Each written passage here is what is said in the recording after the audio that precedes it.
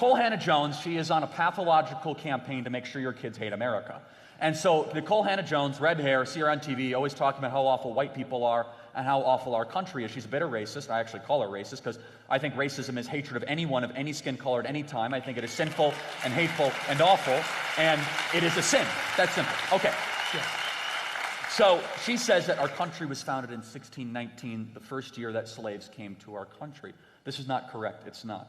So if you actually look at the founding of our country, 1776, this great leap forward, 2,000 years forward, derived, of course, from the teachings of Athens and the combination of Jerusalem, Aristotle, Plato, Descartes, Aquinas, Locke, all the best practices put into one, authored by who? Thomas Jefferson, very important, I'll get back to him in a second, who says, laws of nature and nature's God. What happens in 1777?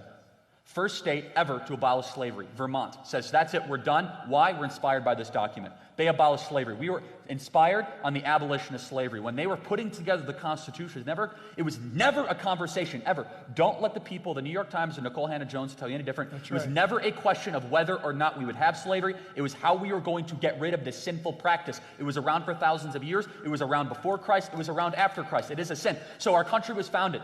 Constitutional Convention, 1787. In 1787, George Washington says no new slaves at all, no slavery in the Northwest Territories. So anything forward, no slavery at all. They won't teach your kids that. Then, moving forward, in the Constitution, you can read it yourself, 20-year moratorium on the slave trade. You got 20 years, southern states, then it is coming to an end.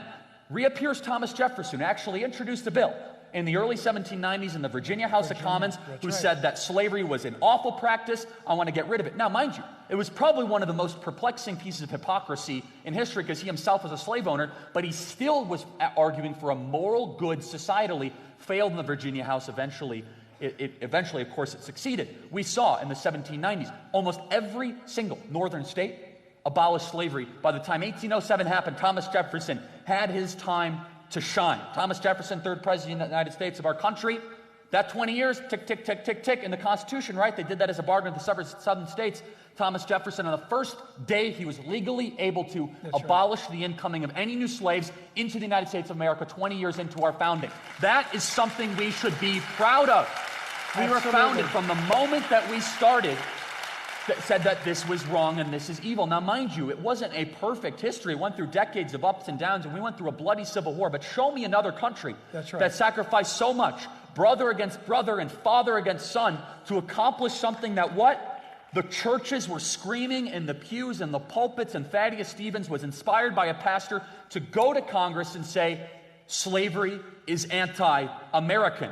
Our founders said it. Thaddeus Stevens said it. We fought this bitter civil war, and Abraham Lincoln kept the republic together on this unionist idea that I think America's best day can be ahead of us, where all men are equal and free. Fast forward all the way to Frederick Douglass, where he says that we need to abolish slavery. Why? Because I'm so inspired by the Declaration of Independence. He was an abolitionist who understood it. Go all the way fast forward to the great Martin Luther King Jr., who himself lived a very, let's say, he had questionable moral decisions, but he was arguing for what? A moral good. Why do I keep on saying this? Because people can act sinfully personally, but argue for something righteously publicly, and they should be remembered for what they did good publicly, not for what they did less than desirably privately. It's a very important thing. People say, well, we got to get rid of all these people, but dare you forget what they sacrificed for our country? And Martin Luther King said in that beautiful speech, I come here to cash in the check of the promissory note of the Declaration of Independence. Yes. He didn't say that this document was racist.